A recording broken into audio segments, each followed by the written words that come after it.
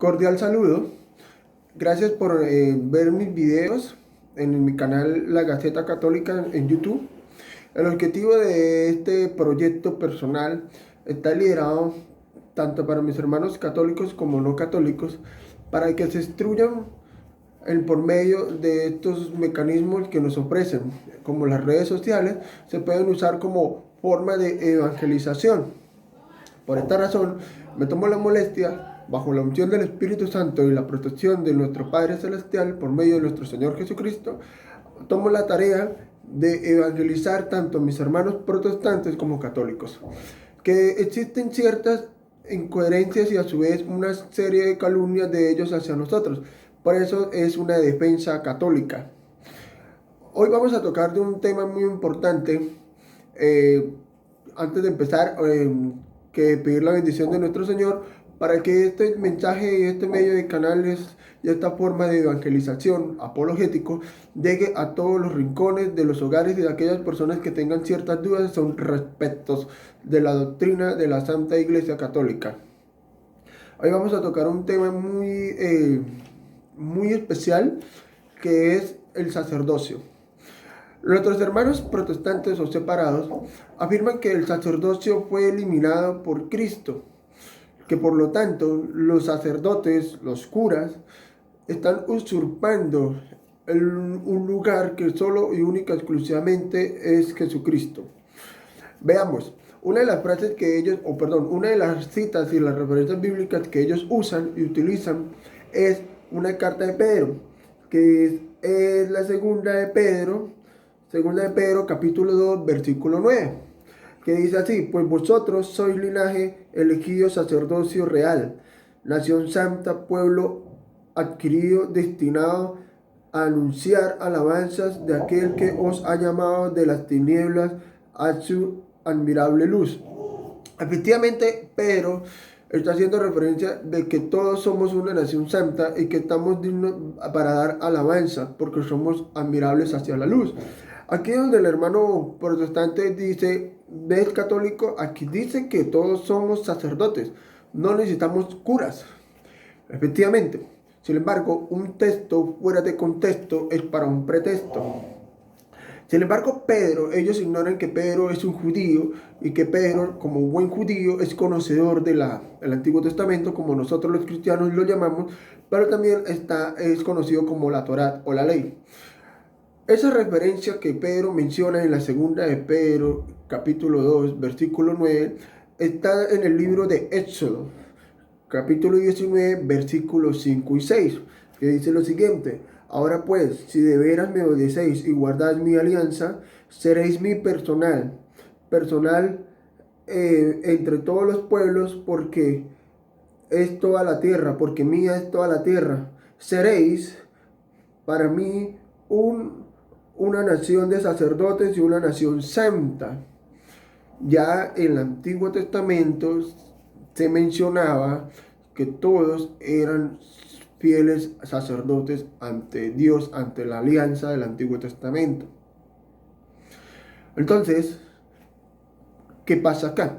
Si el Antiguo Testamento menciona que todos eran fieles sacerdotes ante Dios por ser una nación santa, pero está mencionando una referencia del Éxodo capítulo 19, versículos 5 al 6, en el Nuevo Testamento, claro está. Entonces, ¿es verdad lo que dicen los hermanos protestantes? Porque si ellos dicen tener la razón, entonces este versículo, esta cita del Éxodo, no existirían los sacerdotes que nosotros conocíamos del Antiguo Testamento. Tenemos que ver el contexto de lo que nos quiere decir el mensaje, tanto Pedro como el Antiguo Testamento. Vamos a hacer un pequeño paréntesis. En el Antiguo Testamento existía el sacerdocio que único y exclusivamente era del linaje de Aarón, el hermano de Moisés. Lo que nuestros hermanos separados ignoran o desconocen es que existen dos clases de sacerdocio: el sacerdocio de fieles y el sacerdocio ministerial. Una cosa es que todos seamos sacerdotes, es cierto, mas no ejercemos el ministerio, que es muy diferente. Pondré un ejemplo. Un abogado se gradúa, obtiene su título, mas no ejerce el derecho. Es decir, no litiga, no asesora empresas, no asesora personal, no lleva a cabo el ejercicio del derecho. Cosa diferente, el que se gradúa, obtiene el título, obtiene la licencia profesional y empieza a ejercer los propios oficios de un abogado. Litiga, asesora, lleva contratos, etcétera, etcétera y etcétera. ¿Ven la diferencia? Una cosa es ejercer el oficio y otra cosa es serlo, más no ejercerlo. Bueno, teniendo puntos de claro, debemos de tener en cuenta que, como dije anteriormente, Pedro era una persona que, como judío, pues conocedor de la Torá. Entonces, en sus cartas de Pedro siempre se enfatiza sobre la santidad. Santidad y la santidad. ¿Pero por qué? Porque en el Antiguo Testamento también nos llaman a la santidad. Incluso si tú lees Salmos y Proverbios, los están invitando a la santidad, santidad y santidad. Ahora, veamos una conclusión, por ejemplo, en el profeta Isaías, capítulo 43, versículos 20-21, encontramos lo siguiente. Me honrarán los animales campestres, los chacales y los avestruces, pues llenaré de agua el desierto, alumbraré ríos en el yermo, para abebrar mi pueblo, mi elegido. Entonces aquí tomo la analogía del Éxodo y de la segunda de Pedro 2:9, de que habla sobre una nación. Es una nación de que todos son santos. Todos somos santos, somos un pueblo, somos el pueblo elegido de manera adoptiva por medio de nuestro Señor Jesucristo. Pero, reitero, somos santos llamados a la santidad, pero debemos ejercer el oficio, que es muy diferente. Ahora, vamos a hablar sobre el sacerdocio ministerial. Aquí entramos a empezar a hablar del sacerdocio ministerial. Hablé anteriormente sobre el tema de los sacerdocios de fieles, que son una nación santa. Ahora vamos a entrar en la materia. En el libro de Josué, capítulo 3, versículo 14 al 15, encontramos algo interesante. Cuando el pueblo partió de sus tiendas para pasar el Jordán, los sacerdotes llevaban el arca de la alianza a la cabeza del pueblo, y en cuanto se que llevaban el arca, llegando al río Jordán, y los pies de los sacerdotes que llevaban el arca tocaron la orilla de las aguas. Entonces bajó la creciente.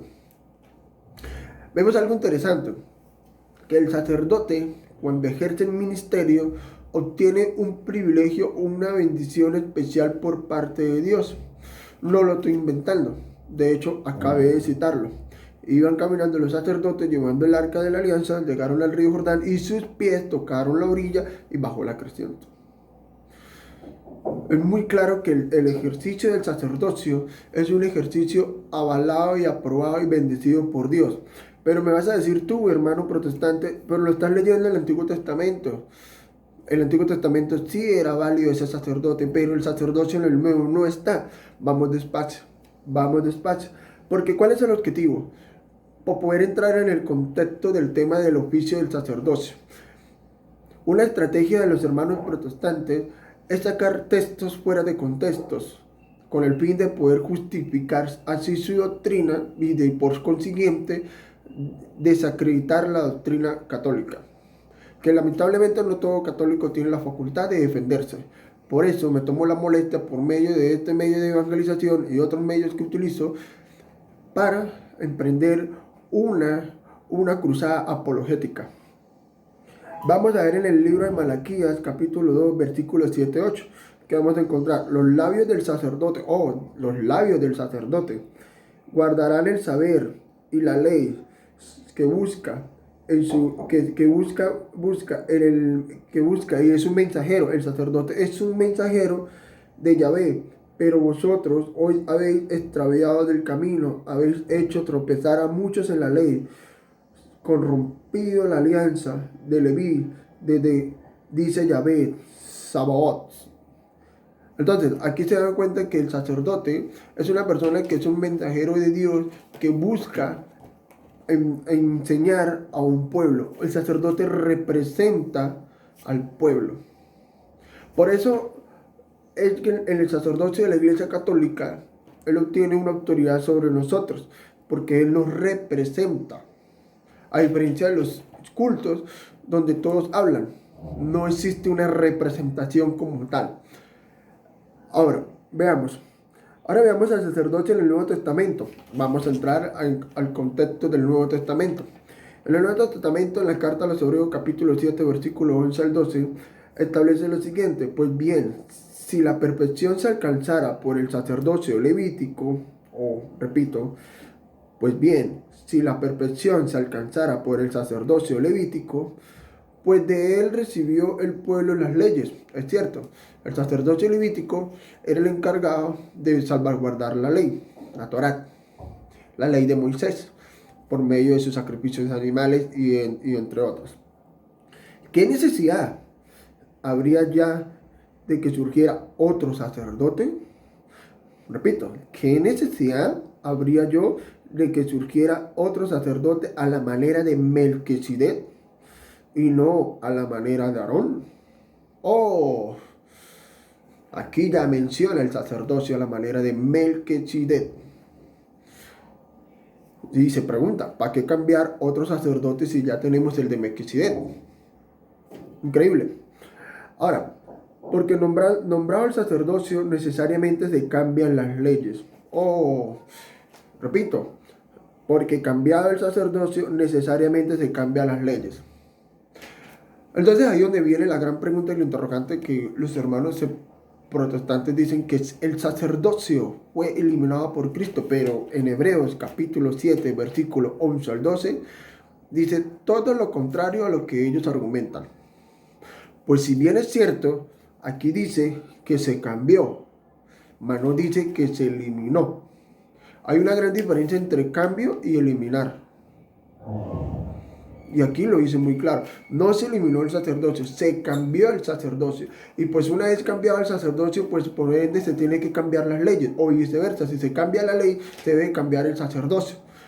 Veamos. Vamos a hablar sobre algo de la tribu de Judá. Todos recordemos que Jesús viene de la tribu de Judá, descendiente del rey David. Entonces, seguimos con las cartas de los Hebreos en el capítulo 7, entonces ya vamos para el versículo 13 y 14. Pues aquel de que quien se dicen estas cosas pertenece a una tribu que nadie sirvió al altar. Oh, está diciendo el escritor que sobre esa persona a quien se le dice esas cosas, Jesús, no sirvió al altar. ¿Por qué? Porque su tribu nunca perteneció a la orden sacerdotal. En efecto, es bien sabido que nuestro Señor procede de Judá, ¿ve? Una tribu que no menciona a Moisés al hablar del sacerdocio. Muy claro, muy evidente, está claro aquí. Vamos estructurando poco a poco y nos vamos dando cuenta que no se ha eliminado ningún sacerdocio. Al contrario, el escritor está afirmando un sacerdocio sobre uno nuevo que ya no es ni nuevo, de hecho ya existía, pero vamos despacio. Por eso el escritor dice, ¿por qué cambiarlo si existe la manera de Melquisedec? O sea, es decir, ya existía. Lo que pasa es que muchos no lo conocían. Y para eso hoy muchos van a conocer el sacerdocio a la manera de Melquisedec. Entonces, vamos con el mismo capítulo, el capítulo 7 del libro de Hebreos. Ahora pasamos del versículo 15, que dice, todo esto es aún más evidente si surge otro sacerdote a la manera de Melquisedec. Hasta ahora aquí el escritor no está mencionando una eliminación, pero tampoco está mencionando una continuación del sacerdocio levítico. Es decir, que lo que sea no por ley de sucesión carnal.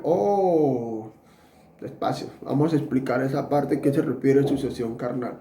El sacerdocio levítico a la manera de Aarón se caracterizaba de que solamente lo podían ejercer los que fueran de la tribu de Leví. Eran los únicos autorizados para obtener ese título de sacerdote o hacer el ejercicio del sacerdocio. Entonces, por eso el escritor dice de manera carnal. No se podía otra tribu o otra persona que no fuera de ellos. sino por la fuerza de una vida indestructible, sino por la fuerza de una vida indestructible. De hecho, lo confirma la Escritura.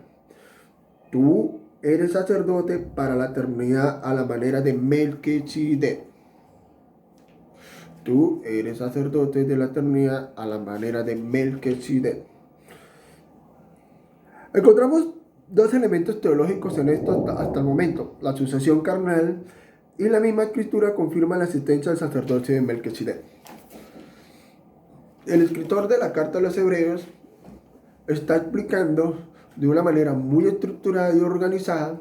Por eso empecé con el Antiguo Testamento, donde el Antiguo Testamento ya mencionaba el sacerdocio de fieles y el sacerdocio ministerial, cuando en la carta de Pedro menciona sobre el sacerdocio de fieles, donde nuestros hermanos protestantes dicen que todos somos sacerdotes, pues por el cual es verdad, pero una verdad parcial. Entonces, vamos a seguir con el mismo capítulo 7 del libro de Hebreos, donde habla sobre el capítulo, versículo 18 al 19, que es sobre la ineficacia de la ley. De este modo queda abrogado, o sea, eliminado. Aquí viene la eliminación, pero vamos a ver qué es lo que se está eliminando. ¿El sacerdocio? Veamos.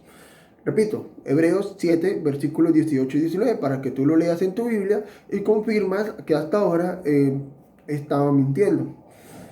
El precepto, de este modo queda abrogado el precepto precedente por razón de su ineficacia e inutilidad, ya que la ley no lleva nada a la perfección. Ya que la ley no lleva nada a la perfección. Y tal abrogación nos conduce a una esperanza mejor. O sea, se elimina la ley y nos lleva a una esperanza mucho mejor, por la cual nos acercamos a Dios. Excelente. Hasta ahora vamos a hacer un pequeño resumen de lo que hemos hablado del libro de Éxodo, capítulo 19, 5, 6, del libro de Isaías, capítulo 41, Josué. También hemos dado cuenta que la importancia de un sacerdocio, pero era el sacerdocio de la antigua alianza. Más adelante vamos para el Nuevo Testamento, donde Pedro habla sobre un sacerdocio de fieles, de que todos somos sacerdotes, y que los hermanos separados dicen que el sacerdocio fue eliminado y que los curas están usurpando el trono de Jesucristo porque es sumo y eterno sacerdote. Eso es cierto, es sumo y eterno sacerdote. Pero lo que ellos ignoran es que el sumo y eterno sacerdote es el sacrificio y el Cordero de Dios, al cual un solo sacrificio para toda la vida. En este escrito, en lo que terminé hace poco, habla de que el sacrificio de Jesús es completo y transparente y puro, y nos acerca más a Dios, porque la ley nunca fue perfecta, antes nos alejaba de Dios. Pero entonces vamos despacio, porque el sacrificio de Jesús, haciendo sumo sacerdote, antiguamente en la ley judía, se hacían los sacrificios en una antesala, digamos la primera entrada, por decirlo así, para que podamos tener un entendimiento. Entonces los judíos llevaban ante el sacerdote levítico y el sacerdote se encargaba de hacer los sacrificios. Pero una vez al año, escuchen, una vez al año, el sumo sacerdote hacía un sacrificio por todos los sacrificios que se hicieron en el año. Pero solamente lo podía hacer el sumo sacerdote, y ese sumo sacerdote entraba a una tela o una sala muy especial, para poder comprender que solamente podía entrar el sumo sacerdote una vez al año, y recogía todos los sacrificios que se hicieron durante el año y lo hacía con uno, pero recogiendo todos. ¿Sí ven? Entonces ese es el sumo sacerdote, el que entraba allá. Ese es.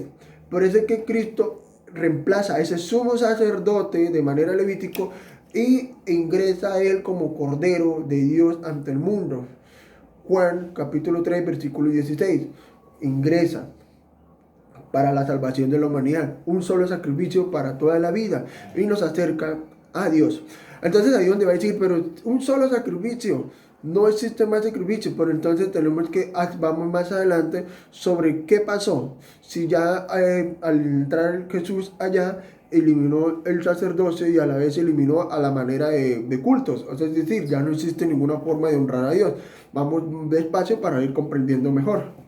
Entonces, por ejemplo, encontramos, ya viene y se reemplaza ese sacrificio de animales a la manera levítico, viene el sacrificio de manera de Melquisedec, que es el sacrificio pan y vino. Pan y vino, que es lo que hacen los sacerdotes católicos en la hora de la Eucaristía, pan y vino. ¿Dónde salió ese sacrificio de pan y vino?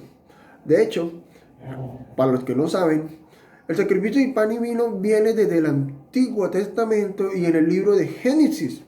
Ya en el libro de Génesis se anunció el sacerdocio de Melquisedec y se anunciaba esa forma, ese estilo de sacrificio diferente al de animales. Y lo encontramos en el libro de Génesis, capítulo 14, versículo 18, donde dice: entonces Melquisedec, rey de Salem, Salem significa paz, perfección y completo en hebreo, presentó pan y vino. ¿Quién presentó pan y vino? El Melquisedec, rey de Salem. ¿Sí? Pues era sacerdote del Dios Altísimo. Encontramos algo muy interesante. Desde el libro de Génesis ya mencionaba otro sacerdocio, y el sacerdocio de Melquisedec. Increíble. De pronto muchos nunca lo hayan escuchado, o inclusive nuestros hermanos protestantes jamás lo hayan leído, lo hayan pasado por alto, y si lo han visto lo han ignorado. Pero entonces el escritor de Hebreos se está enfocando en el sacerdocio de Melquisedec. Y no es coincidencia, mis queridos hermanos, que la forma de Jesús a la última cena haya sido pan y vino. No es coincidencia. La verdad, no. Debemos tener un corazón dispuesto a buscar la verdad. Un corazón en que se enfatice en encontrar única y exclusivamente la verdad. Cuando nuestro corazón está cerrado y solo nuestra mente quiere demostrar la soberbia del ego y del conocimiento y demostrar que todo lo que me dice el hermano católico es 100% falso, la verdad, esa persona no busca la verdad, sino simplemente busca otra cosa menos eso. Sin embargo, esperemos que el Espíritu Santo le abre los corazones a aquellas personas que tengan cerrado y no hayan encontrado estas partículas de verdad que lo han tenido toda su vida en sus manos y lo han leído, pero lo han ignorado. Oremos por ellos. Entonces Jesús presenta el pan y vino, como yo le había dicho. ¿Dónde lo presentamos? Vamos a empezar con este material probatorio. Vámonos a la prueba. Lucas capítulo 22, versículo 19-20. Tomó luego el pan, dio gracias, lo partió y se lo dio diciendo: este es mi cuerpo, que se entrega por vosotros. Haced esto en recuerdo mío. De igual modo, después de cenar, tomó la copa y dijo: esta copa es la nueva alianza en mi sangre, que se derrama por vosotros. Aquí, señores y señoras, caballeros, damas, jóvenes, señoritas, les acabo de presentar el sacrificio del Cordero de Dios a la manera de Melquisedec. Pan y vino. Este es mi cuerpo, esta es mi sangre. Copa de la nueva alianza. Por eso, en Hebreos capítulo 7 en adelante, lo que leímos anteriormente,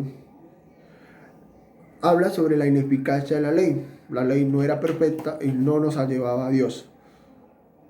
Pero su sacrificio, lo acabamos de leer, Lucas capítulo 22, versículos 19 al 20, nos demuestra un sacrificio perfecto y que sí nos acerca a Dios. Y Él es el sumo y eterno sacerdote. ¿Recuerdan que les expliqué que solamente un sumo sacerdote entraba una vez al año y recogía los sacrificios del año y los entregaba a Dios? Ahora ya no hay necesidad de que se haga una vez al año, porque Él lo hizo para toda la vida. En esa parte nuestros hermanos protestantes sí tienen razón. Eso sí tienen razón. Ustedes me van a decir o me escribirán y me dirán: estás muy equivocado. Pues ya con Jesús y con su sacrificio no necesitamos de sacerdotes. Efectivamente no lo necesitamos. Y a pesar de que yo ya les presenté el material probatorio donde firma de que se cambió el sacerdocio, que está en Hebreos capítulo 7, versículo 11 y 12, donde se cambia, necesariamente se cambia la ley, se debe cambiar el sacerdocio a la manera de Melquisedec, pero ellos se van a mantener en su terquedad. Pero vamos a seguir demostrando más pruebas donde nos hacen, esas pruebas nos dan la razón a nosotros del sacerdocio de la manera de Melquisedec. Entonces, algo curioso de esto es que Jesús dice, haced esto, es un mandato, haced esto, es un mandato. Por eso la Iglesia Católica todos los días siempre hace la Eucaristía, la Eucaristía, la Eucaristía. Una de las grandes críticas que hacen nuestros hermanos separados es que ellos dicen que es que se repite mucho el tema de la Eucaristía, que es aburrido, la Eucaristía, la Eucaristía, la Eucaristía, la Eucaristía. Pero se hace no por capricho. Se hace porque es un mandato por parte de nuestro Señor Jesucristo, que Él dice, haced esto en conmemoración mía. Entonces, pero también ellos afirman que la Eucaristía es un símbolo, no es la presencia real de Cristo a través de la Eucaristía. Son temas que se van tocando a través del tiempo en otros videos sobre el tema de la Eucaristía. En este video solamente se nos vamos a enfatizar sobre la validez del sacerdocio, de los sacerdotes de la Iglesia Católica a la manera de Melquisedec. Sin embargo, se va a tocar sobre el tema de la Eucaristía, el sacrificio de pan y vino, como forma de validez bajo el Nuevo Testamento. Pero no es un símbolo, es la presencia real de Cristo en la tierra a través de la Santa Cena que realizan los